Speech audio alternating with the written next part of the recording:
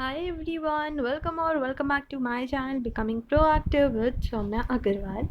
And this is the video number 3 of bank audit और इसमें अब हम लोग टॉपिक नंबर 4 करने वाले हैं कवर। तो इस पूरी वीडियो में टॉपिक नंबर 4 ही होगा।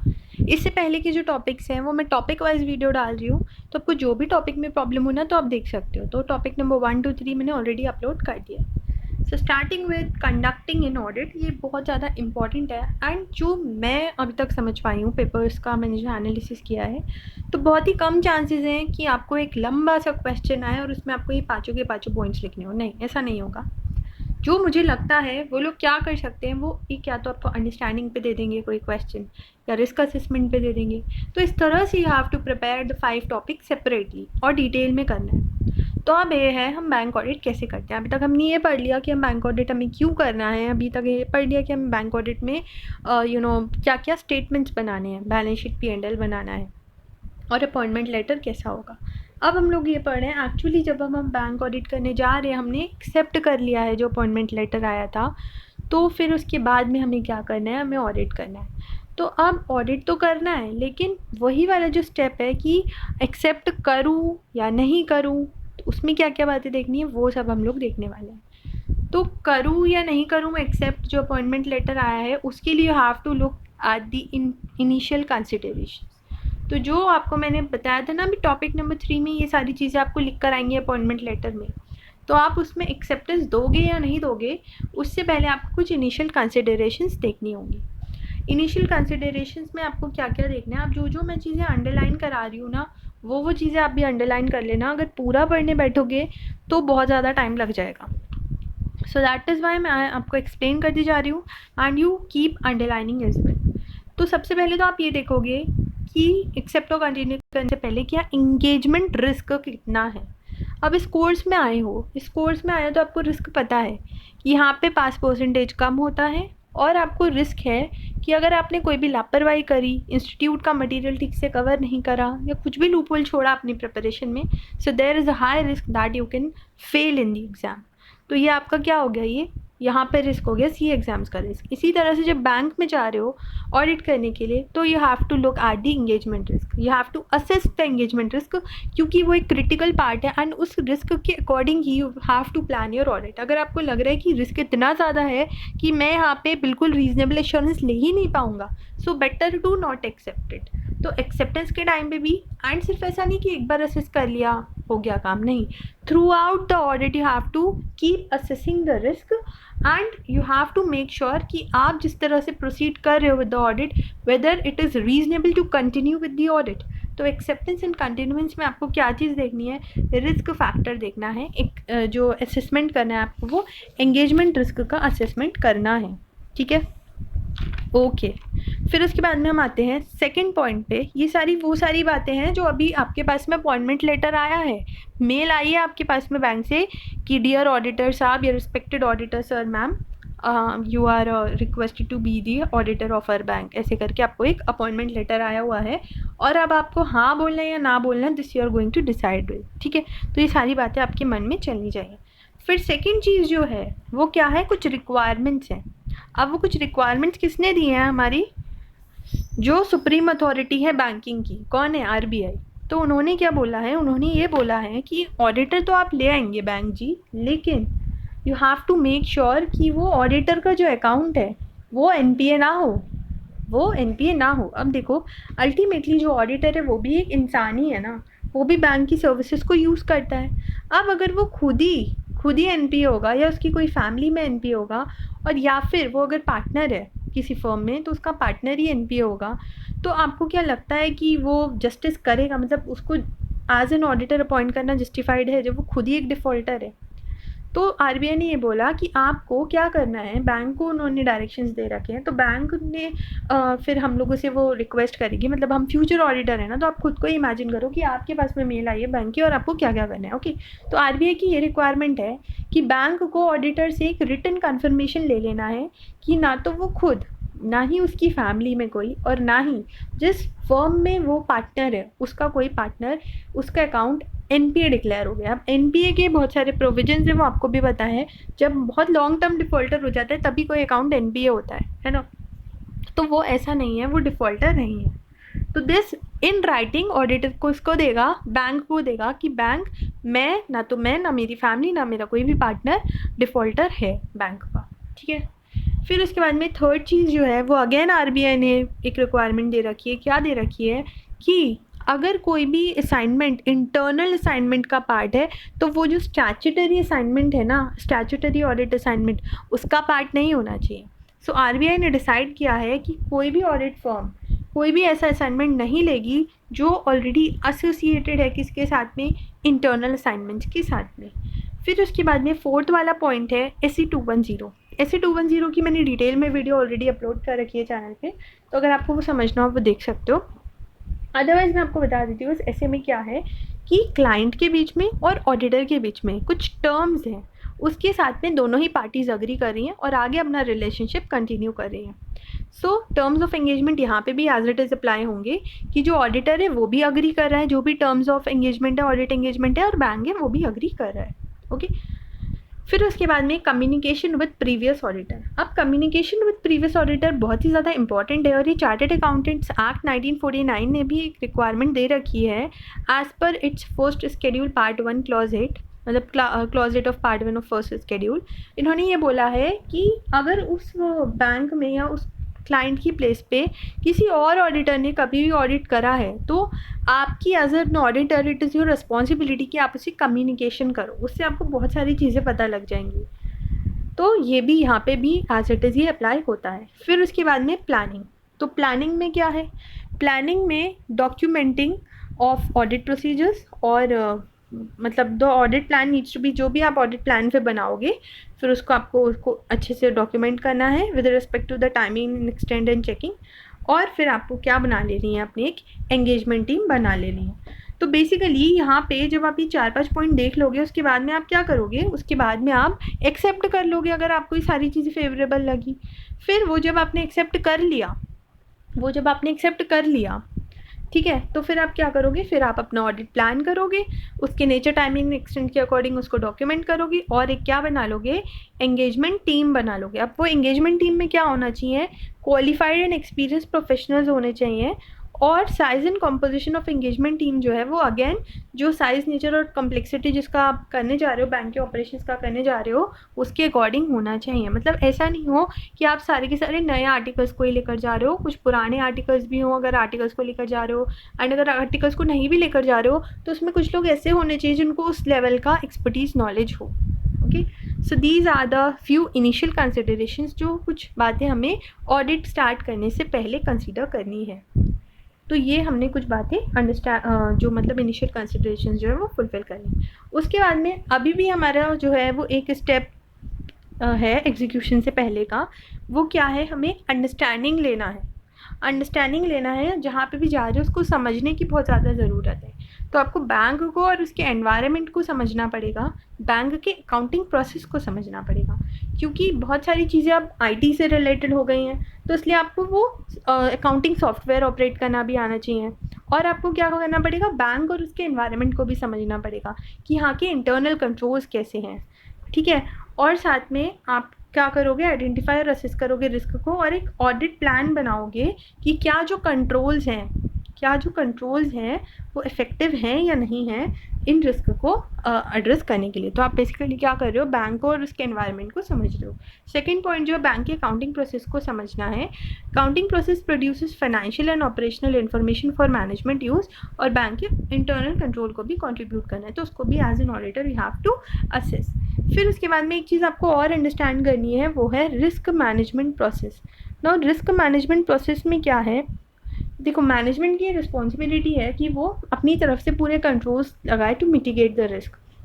साथ ही में मैनेजमेंट ही क्या बनाती है, फाइनेंशियल स्टेटमेंट्स वगैरह बनाती है।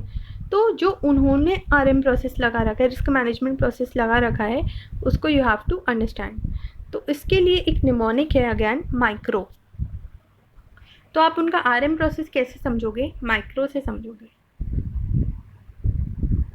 माइक्रो क्या है, M फॉर मॉनिटरिंग एक्टिविटीज़। तो इसमें आपको क्या देखना है, इसमें आपको बेसिकली देखना है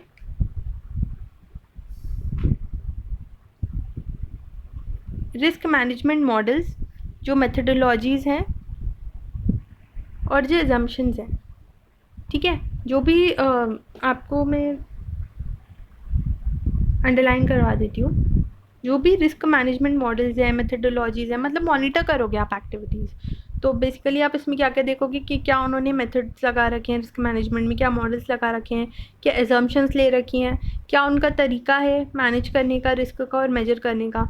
दिस फंक्शन में be conducted by the independent risk management unit.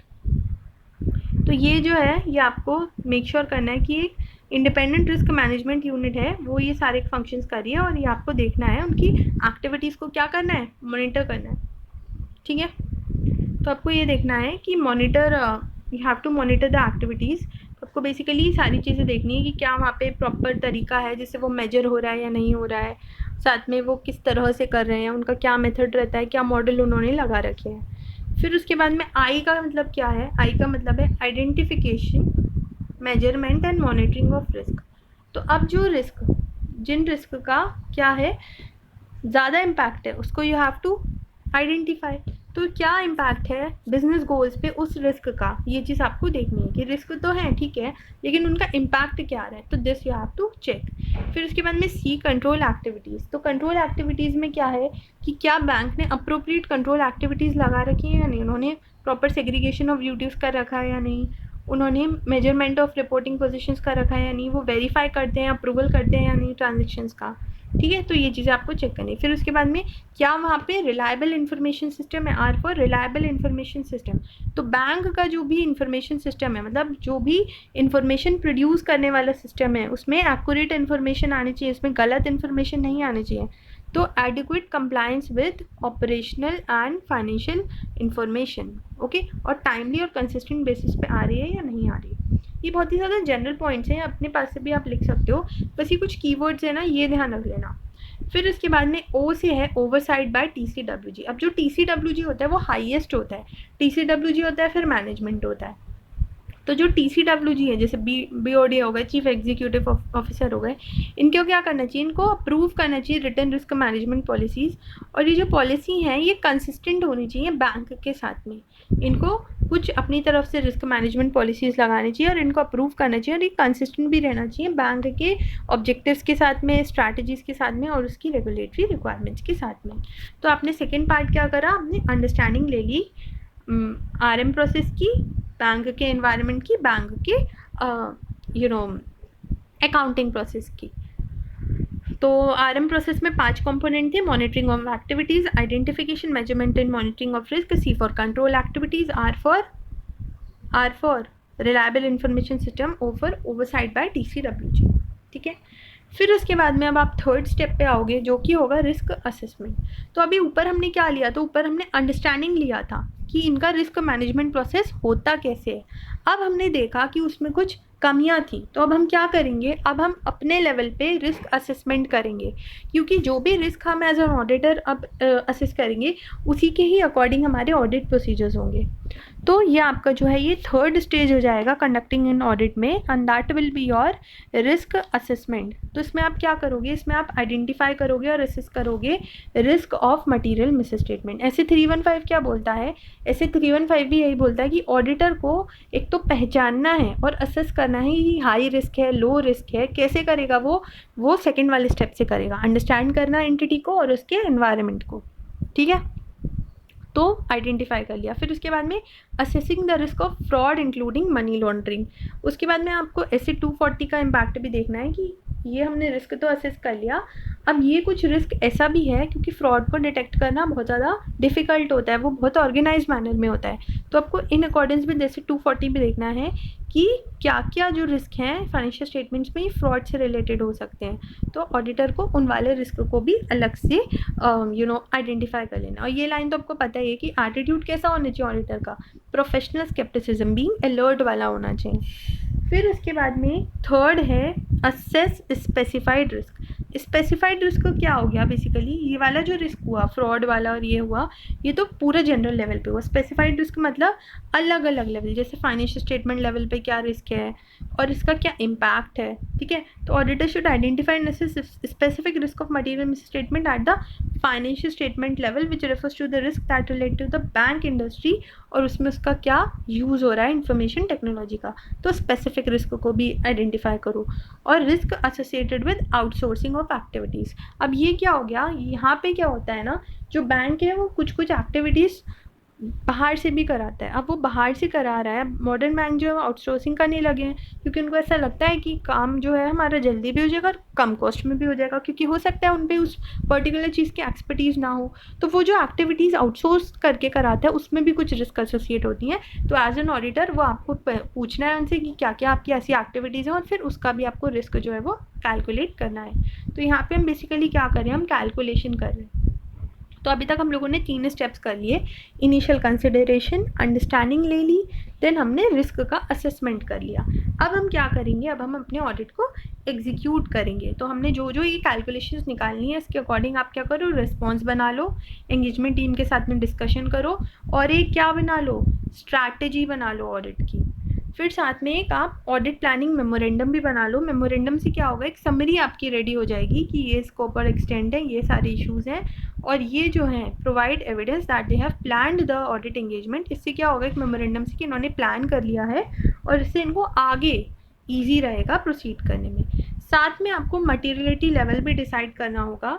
तो मटीरियलिटी लेवल क्या होता है, जिससे सपोज आप किसी बैंक में जा रहे हो, तो वहाँ पे आपने डिसाइड करा कि ये मटीरियलिटी लेवल है सपोज 500, ठीक है, ये 500 लाख कर लो, हम इतने छोटे अमाउंट में क्यों बोलते हैं। तो 500 लाख आपने मटीरियलिटी लेवल डिसाइड करा, मतलब इससे जो भी ऊपर की चीज़ें हैं वो सारी आप चेक करोगे, इससे नीचे की जो चीज़ें हैं वो आपको लग रही हैं उतनी मटीरियल नहीं है, ठीक है। तो अब ये क्या हुआ है, एक मटीरियलिटी लेवल हो गया जो आपने डिसाइड करा है। तो आप यहाँ पे तो बहुत सारे अपने एक्सटेंसिव प्रोसीजर्स लगाओगे, यहाँ पे आप ऊपर ऊपर से ही चेक कर लोगे। तो आपको अगर रिस्क जो है वो बहुत ज़्यादा लग रहा है तो फिर आप मटीरियलिटी लेवल उतना कम करोगे। तो this you have to make sure कि जो मटीरियलिटी लेवल होता है और जो रिस्क होता है उसमें क्या होता है, इनवर्स रिलेशनशिप होता है। मतलब higher the risk lower the materiality level. क्योंकि अगर आप ये 500 कर दोगे तो मतलब आप इससे ऊपर का ही चेक कर रहे हो, इससे नीचे का आप चेक ही नहीं कर रहे हो, इसके नीचे के में अगर रिस्क है तो फिर वो डिटेक्ट हो नहीं पाएगा। सो दैट इज़ वाई अगर रिस्क ज़्यादा होगा तो उतना ही मटीरियलिटी लेवल हमें कम रखना पड़ेगा, मतलब उतनी ही ज़्यादा चीज़ें हमें चेक करनी होगी। फिर उसके बाद में ये चेक करो कि क्या यहाँ going concern assumption, going concern assumption क्या होता है कि वो चलता ही रहेगा, वो बंद होने की अभी सिचुएशन में नहीं आया है। तो ये भी आपको देखना होगा एग्जीक्यूशन प्रोसेस में कि बैंक की एबिलिटी है कि वो लॉन्ग रन में सर्वाइव कर पाएगा। तो ये चीज़ है। फिर उसके बाद में आप जब ये सब चीज़ें कर लोगे तो आपको एक ऑडिट रिपोर्ट देनी होगी, वो आपका आगे के चैप्टर में फुल फॉर्मेट डिस्कस है कि किस फॉर्मेट में क्या क्या चीज़ें आपको ऑडिट रिपोर्ट में अपनी लिखनी है। तो यहाँ पे आपका जो टॉपिक नंबर 4 है वो भी कंप्लीट हो गया है। अच्छा, इसके साथ में कुछ 2 टॉपिक्स ये और हैं, 2-3 टॉपिक्स, ये मैं सेपरेट वीडियो में अलग में बनाऊंगी। तो ये 4.1 टॉपिक हो गया, फिर उसके बाद में 4.2 कर देंगे उसको। तो उसमें मैं आपको ये सब बताऊंगी कि क्या की सिक्योरिटी कंट्रोल्स हैं एंड क्या कंसिडरेशन है IT इन्वायरमेंट का। तो इस वाले टॉपिक में और टॉपिक नंबर 1 में क्या डिफरेंस है वो भी हम उस वीडियो में डिस्कस करेंगे।